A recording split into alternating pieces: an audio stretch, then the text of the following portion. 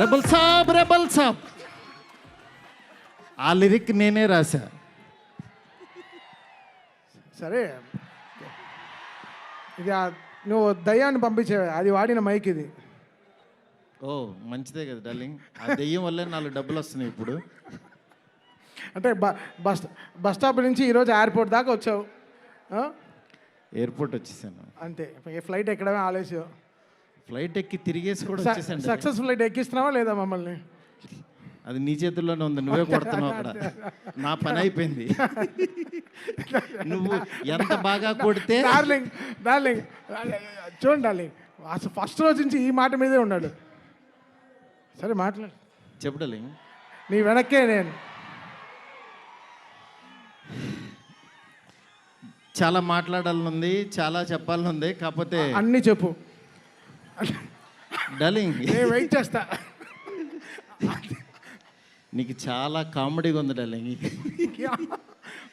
మన అంతే కదా darling. Anyway thank you so much.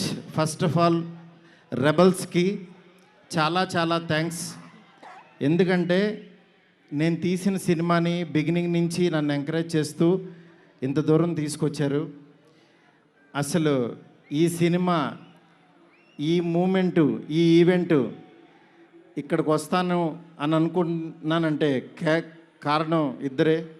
ఒకళ్ళు నా కింగ్ సైజ్ కట్అవుటు రెబల్ స్టార్, అట్లాగే ఈ సినిమాని మేమెంత ప్రేమించినా సరే వెనకడుగు వేయకుండా మమ్మల్ని నడిపించిన వ్యక్తి విశ్వాస్ సార్. విశ్వాస్ సార్, మీకు ఎప్పటికీ రుణపడి ఉంటాను సార్. ఎందుకనంటే ఆయన లైఫ్ పెట్టేశారు ఈ సినిమాకి. పీపుల్స్ మీడియా మొత్తం, పీపుల్స్ మీడియా స్టాఫ్ కానీ, పీపుల్స్ మీడియాలో పనిచేసే ప్రతి ఒక్కళ్ళు కానీ, మనం ఈరోజు ఏదో ఇది నేను చెప్తున్నాను, ఒక సాదా సీదా ఒక ఫంక్షన్ కాదు ఇది. దీని వెనకాల చాలా చాలా కష్టం ఉంది, అంత ఈజీ కాదు. మేము ఒక రెబల్ స్టార్ని తీసుకుని వచ్చి, ప్రభాస్ గారిని తీసుకుని వచ్చి భోజనం పెట్టి పంపించేసే అలాంటి సినిమా తీయలేదు ఇది. ఆయన్ని తెచ్చుకున్నప్పుడు అలాంటి ఆ రేంజ్ ఫుడ్డే పెట్టాలని ఫిక్స్ అయ్యాం. అందుకని మీకు నేను చెప్తున్నాను, థియేటర్కి వచ్చిన వాళ్ళకి మాత్రం 100% ఎంత ఎఫర్ట్ పెట్టామో మీకు కళ్ళకు కనపడుతుంది. నెక్స్ట్ అసలు ఈ జర్నీ ఇక్కడ కొంచెం మాట్లాడాలి. నన్ను మా ఫ్రెండ్స్ అందరూ మాట్లాడమని చెప్తున్నారు. అంటే కథల్లోనూ, చరిత్రలోనూ, పుస్తకాల్లోనూ వింటూ ఉంటాం, ఆ దేవుడు అలా కిందకి దిగొచ్చాడు, కనకదుర్గమ్మ ఒక రిక్షావాడు కోసం కిందకు వచ్చింది, ఇట్లా వింటూ ఉంటాం, ఆ పుస్తకాల్లో చదువుతూ ఉంటాం. నా రియల్ లైఫ్లో ఆదిపురుష జరుగుతున్నప్పుడు బాంబే నుంచి కాల్ వచ్చింది. ఆయన రాముడు గెటప్లో ఉన్నప్పుడు ఈ మారుతి వెళ్ళాడు ఆయన దగ్గరికి. వెళ్ళిన తర్వాత అలా మా పరిచయం స్టార్ట్ అయింది. ఆయన ఆ రోజు బాగా నవ్వించానని అనుకున్నాను. కానీ ఆయన అంటే ఆయనకు అసలు అవసరం లేదు. ఎందుకంటే బాహుబలి హీరో. కాశ్మీర్ వెళ్ళినా, ఆఫ్రికా వెళ్ళినా, ఇంకెక్కడికో మసైబారా అని ఏదో మారుమూల గ్రామం సౌత్ ఆఫ్రికాలో ఎక్కడో వెళ్ళాం. వెళ్తే నేను ఫిలిం డైరెక్టర్ని అన్నా. అవునా అన్నాడు, పైనుంచి కింద చూశాడు.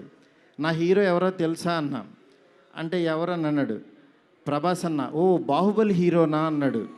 అంటే మసైబారాలో ఒక వేరే జాతి వాళ్ళకు కూడా తెలిసిపోయారు ఆయన.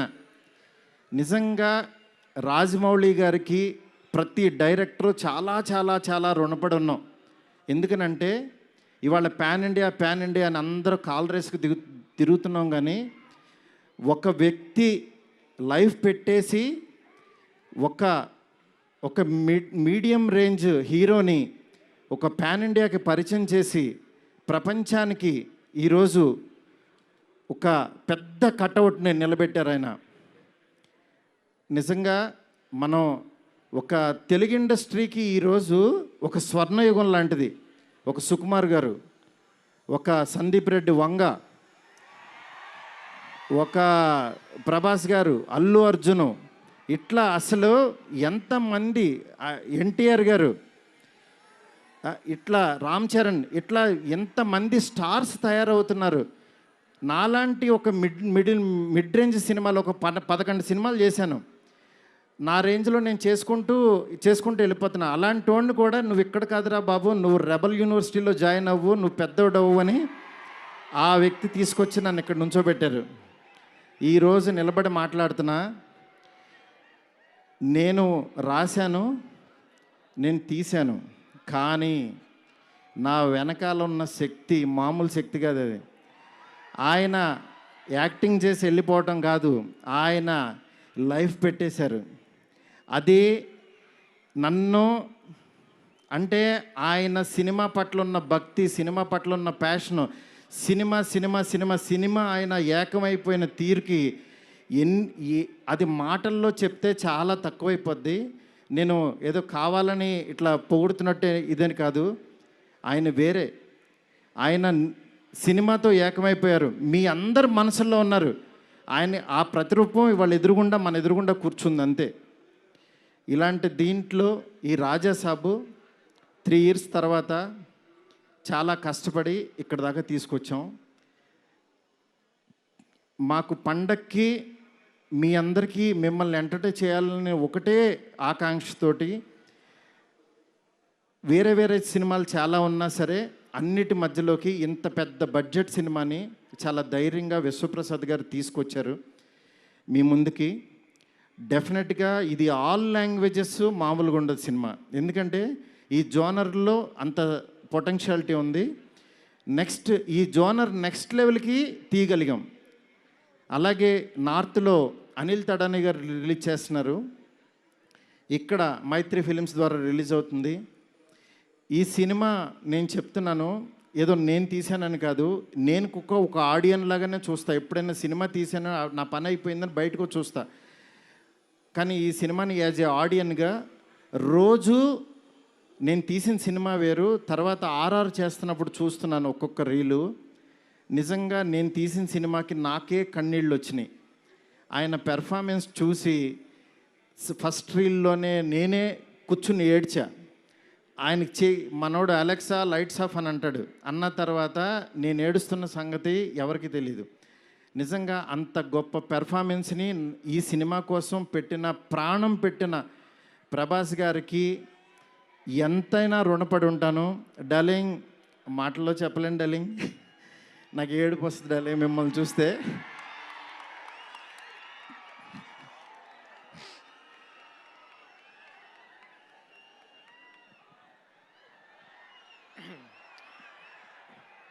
ఏ ఇష్యూనైనా టిష్యూ లాగా చూస్తావు, నువ్వు ఏడుస్తే బాధగా ఉండాలి. ఎస్కేన్, వీ నీడ్ యువర్ పవర్. ఇంకా ఇప్పడానికి ఏం లేదు, షర్ట్ ఇప్పటి యూ డిడ్ సంథింగ్ డార్లింగ్. నేను మీకు తెలీదు, ఎవరన్నా చనిపోయినా ఏడవను. ఎందుకంటే వెళ్ళి కాసేపు చూసుకుని చావు కామన్ కదా అనుకుని వచ్చేస్తూ ఉంటా జనరల్గా.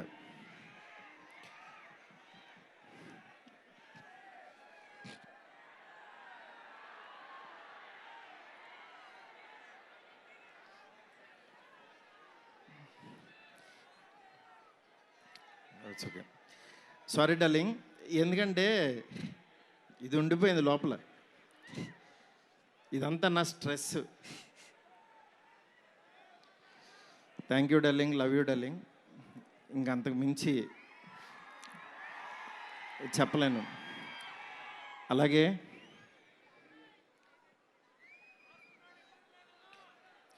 ఈ సినిమాకి మాలవిక, నిధి, రిధి ఒక్కళ్ళు కాదు, ప్రభాస్, సీనన్న, నెక్స్ట్ అట్లా ప్రతి ఒక్కళ్ళు చాలా ఎంత ఎఫర్ట్ పెట్టారు. Thank you so much. మీరు ఎదురుగుండా ఉంటే నా వల్ల కాదు.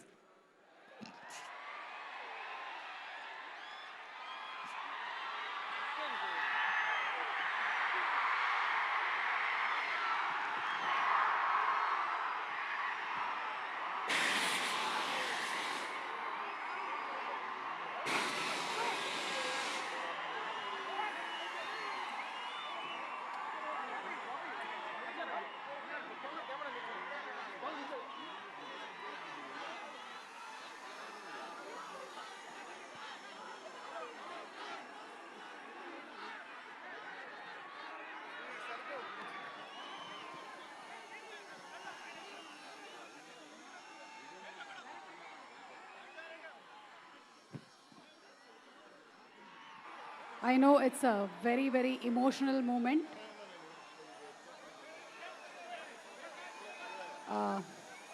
Maruti Garu, almost 3 years of journey, 3 years of friendship, 3 years of love. Thank 3 సంవత్సరాలు కష్టం బయటకు వచ్చింది.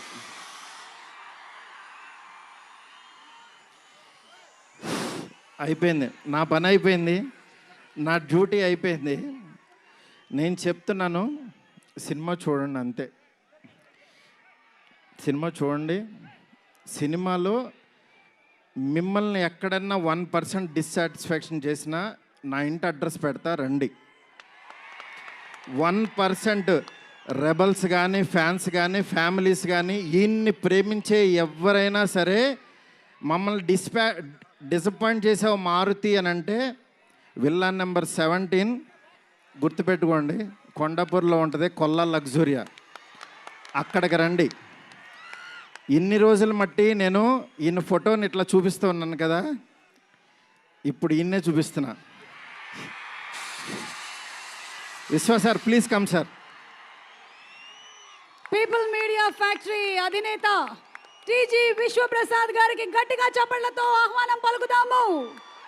రాజా Saab he's the man, producer. He's the man. మీరు చూస్తున్నారు ఈయన ఎంత ఎఫర్ట్ పెట్టారు. Thank you so much, thank you so much. And sorry, మిమ్మల్ని నవ్వించాలని అనుకున్నాను, నేను ఏడ్చాను ఇక్కడ. ఫస్ట్ టైము నేను సినిమా అంతా నవ్వించాడు darling.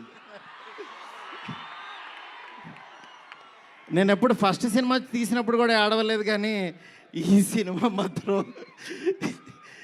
Thank you darling, love you darling. అలాగే నాకు సపోర్ట్ చేసిన నా ఫ్యామిలీ, నా వైఫ్ స్పందన, అలాగే నా పిల్లలు హియా, కేదార్, నీత, నెక్స్ట్ నా డైరెక్షన్ డిపార్ట్మెంట్, నా సైనికులు చచ్చిపోయారు ఒక్కొక్కళ్ళు. నేను అందరినీ సక్సెస్ మీట్లో ఒక్కొక్కళ్ళని పరిచయం చేస్తా. ఇక్కడ పనిచేసిన డిఓపి కానీ, ఆర్ట్ కానీ, ప్రతి ఒక్కళ్ళకి పేరు పేరున చాలా థ్యాంక్స్. ఎవరన్నా మర్చిపోతే క్షమించండి, నాకు ఇప్పుడు మాటలు రావు. Thank you so much. Thank you Som గారు. Thank you so much Maruthi గారు. అండ్ జస్ట్ ఒక్కసారి అందరినీ